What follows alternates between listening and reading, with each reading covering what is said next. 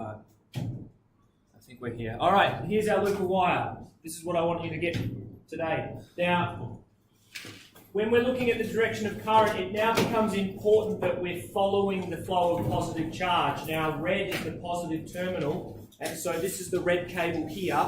And so my thumb, Jake Palandri, my thumb is going to be going from the red right, to the black.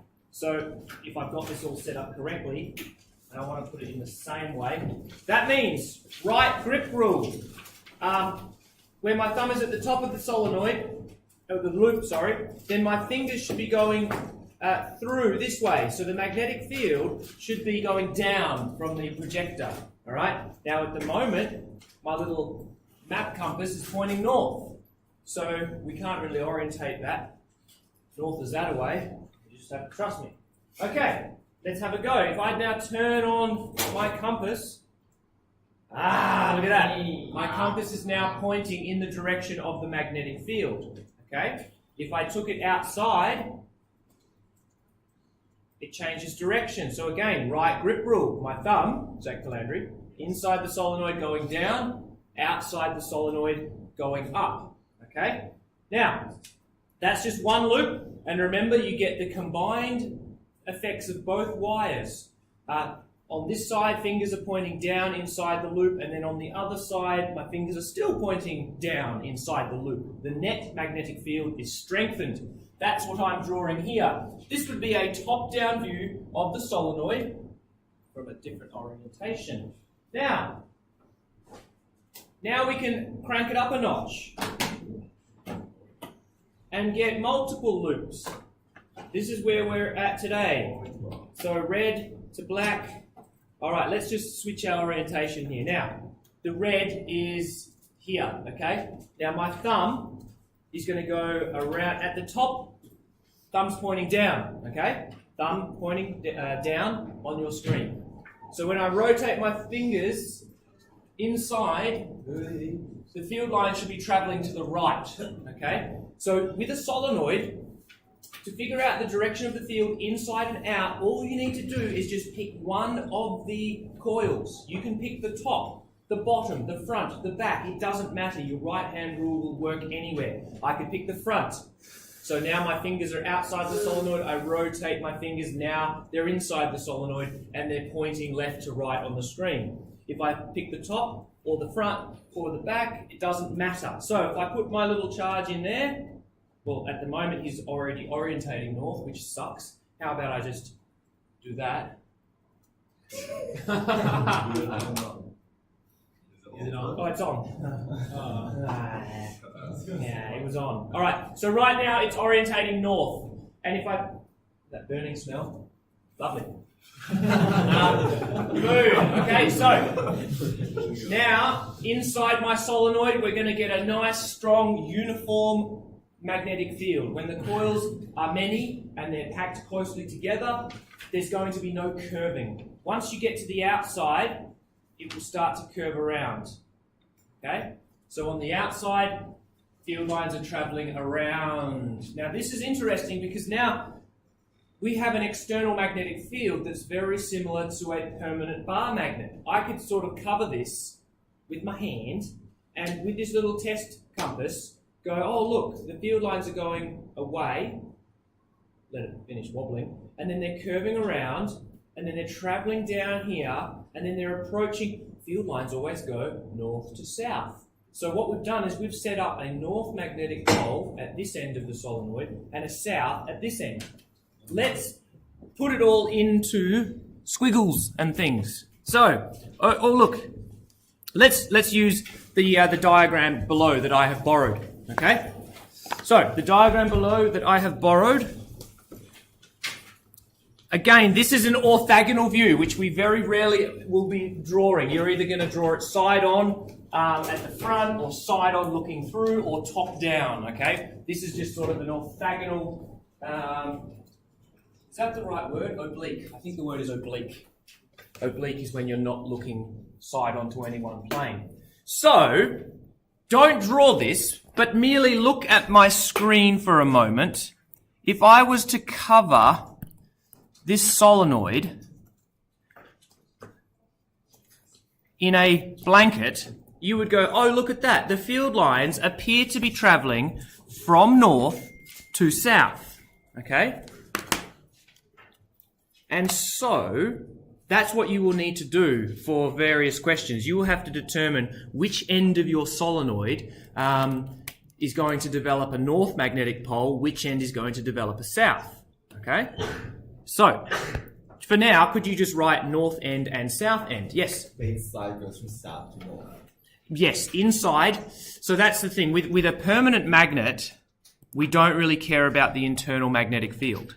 So if I said north to south, field lines always travel from north to south. External. But you're right, we don't really care about what's happening inside the magnet. So we're just going to use what we learned earlier this week for a bar magnet, and we're basically going to transpose that across. Probably turn that off, I can still smell smoke. We'll translate that understanding across to solenoids. Edibarm and Aaron and Justin, please close it. Thank you.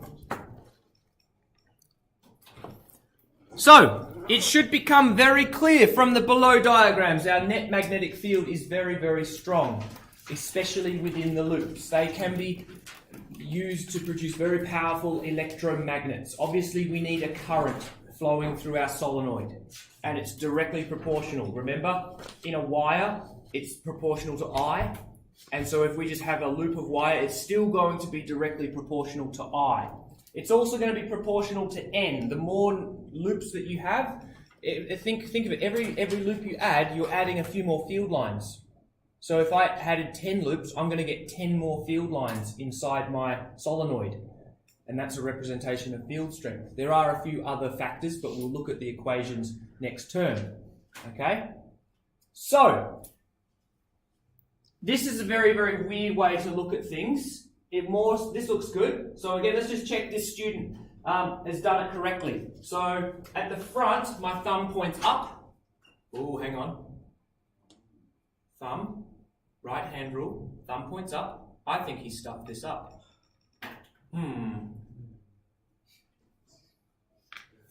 I reckon if the current... Or the arrows flow electron. Yeah, mate. Okay, let's make this correct. Let's make this electron current. Don't laugh. Don't laugh, Rahul. Okay? So that's a tricky one, electron current.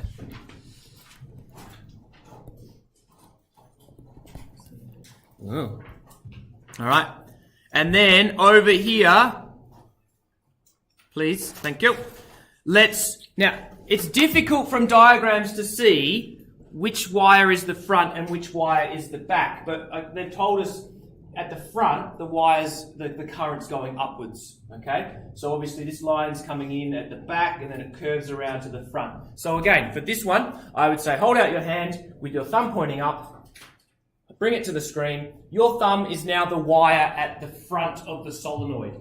And if your fingers are like that, your fingers are now inside the solenoid, okay? And so this agrees. The diagram agrees that these red lines are traveling through the solenoid inside, and then external they go from north to south. So we can establish in this diagram, this guy is a north and this guy is a south. Okay? Now we've got some room here. Let's actually write some bad boys down. Okay? So I'm going to use my red pen to describe current. Let's go. Now this is how I try and draw it so that you're certain of the direction of things. Okay? So that's just my way of drawing a solenoid. So I know that this wire goes to the back and this wire leads to the front. Okay? So hopefully, could you just do a couple of curves around? Now, you might be expected to be looking at a diagram with there might be a battery attached to this. Okay? And they're not even going to tell you the direction of the conventional current.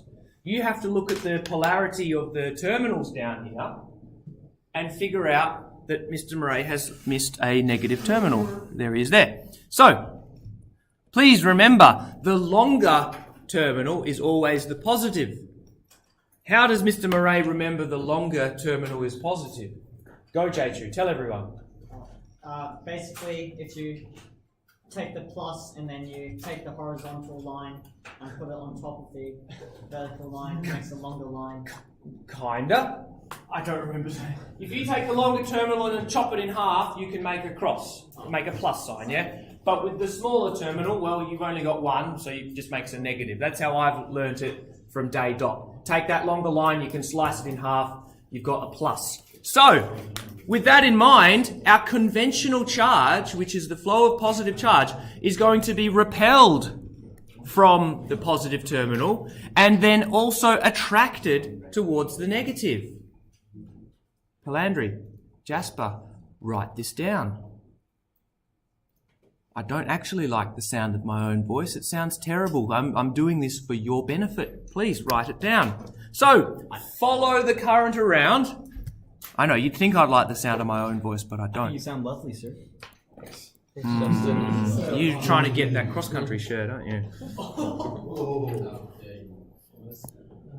Actually, no one else in this... Oh, T-Salt knows what I'm talking about. I know what you're talking about. I don't need a shirt to express my love for cross country, sir. All right. It would be nice. Thank you. Okay, so you might be expected to do this first, all right? And if you don't know the polarity, well, it's 50-50 chance if you get it completely right or completely wrong. All right, hands out, point to the board. Rotate your thumb so that it's pointing downwards. Your fingers should now be inside the solenoid, and they're pointing left to right. Let's not draw the inside field lines because then it's going to look a little bit rough. But if your field lines are going left to right inside, then they are going to curve outside externally from north to south. Okay? So this would set up a north and a south. Sometimes questions might even throw in a magnet here. And so you've got a magnet near a solenoid, and they might say, when the switch is closed, which way would the magnet move? So you've now, okay, you've got to do it in steps. Figure out the direction of conventional current. Figure out the direction of the magnetic field. Determine the magnetic poles of each side of the solenoid. Then figure out whether you're going to get a repulsive or an attractive force. Okay? So all of these steps you've got to be doing correctly to get the answer at the end. With a lot of these, though, it's a 50-50 chance. It's either going to be up, down, left, right, north or south, attraction or repulsion. You're either going to get it all right or you're going to get it all wrong. Remember I said that we like to look at things from a different point of view. So let's slice this bad boy through this plane. You can't really see. Through that plane. And then look. Nah. Side on? Nah. How about let's just slice it in a different way and then figure out the consequences in a moment. Here's my solenoid. On one side, all of the wires are travelling upwards. Underneath, all of my wires are travelling downwards. All right, so this is a cross-section. Okay, maybe I've sliced it horizontally, and now we're above the solenoid. I've sliced it in half, and we're looking at the middle cross-section. So, remember, each wire is making its own radial field, but we don't see each individual radial magnetic field. We see the net magnetic field. That's what you have to be good at drawing. So, the more images you see, and the more you're adding to your database, we'll get all of these right. So remember, generally, inside our solenoid, we're going to get very, very uniform, dense magnetic field. Hang on, I'm going to flip my laptop.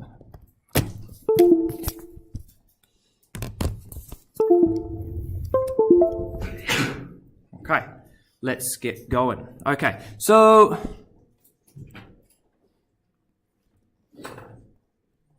now I'm going to do an odd number. That way my middle line can just go off like so. It shouldn't be away from the bottom section. Is the bottom section? Oh. No? the bottom section of the bosses, so shouldn't it go? Like, shouldn't that be above? No. It should be close No. to the top. No. No. I'm going to pick one wire and use the right grip rule, figure out what's going on inside, and then that enables me to draw the rest of the field. So pick the top, thumb going, Andrew, get out. Take your things and get out. Go. Leave. Thumb pointing out of the page, rotate your fingers so that they're inside the field, travelling left to right. Now I use the same idea of conservative fields. So whatever I draw above, I draw below. And then you can add a couple more. Obviously these field lines are looping together.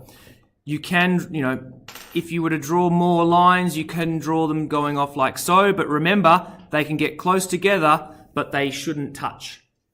So field lines from north, external to south, travelling like so. Okay? Now that is a little bit messy. So you need to be very, very neat when you're drawing your magnetic fields. Yes? How do you know how many field lines to put to like above, or is it just Well, enough that it's symmetric. So if I only drew 4 field lines, I wouldn't be able to draw that midline going horizontal. If I drew 4, then 2 must loop above, 2 must loop below. You can't do 3 above and 1 below, because that would not be a conservative field. Okay? And pay attention to the vertical axis as well. I try to make both of my... See, look, you could argue that this field line is not the same as that. So again, you try your best that they loop out horizontally the same distance. So you need to be able to figure out north and south magnetic poles. There are many other rules.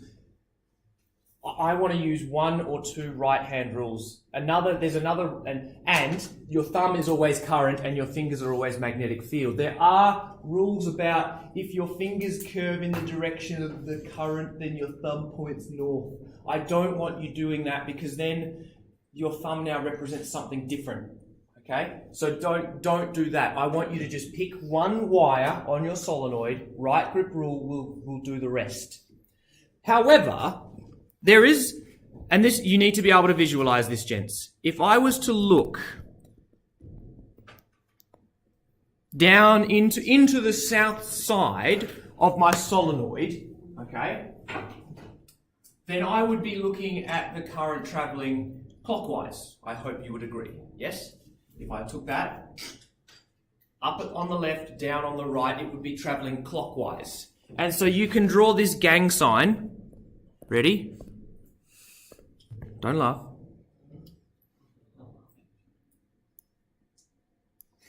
Like so.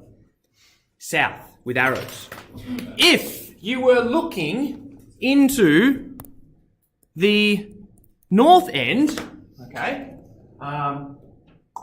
I hope you would agree that at the front, which is my left, is travelling down, and on the right, it would be anti-clockwise. All right, so if I'm looking into the solenoid from this end, I would be seeing the current spiralling anti-clockwise.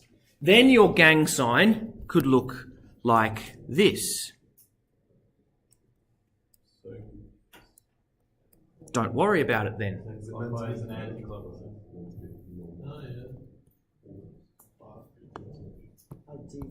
It's like remembering. If this makes no sense to you, then just simply do what I said before. Take one wire of your solenoid, analyze the magnetic fields using the right grip rule. What? What is the clockwise? Clockwise what? What is clockwise? The direction of the current. Yeah? So if I'm looking at it from either end, right grip rule, okay? Current going that way, okay? Yep. Inside field lines going that way, north to south. This end's north, that end's south. You're looking at the south end, right? So you would, from your perspective, you would see the current travelling in a clockwise fashion. So, clockwise, S. Me, Mr. Murray, on this end, would see it travelling in an anti-clockwise fashion. But I'm looking at the north end, you're looking at the south. You see clockwise, I see anti-clockwise. Okay? All right.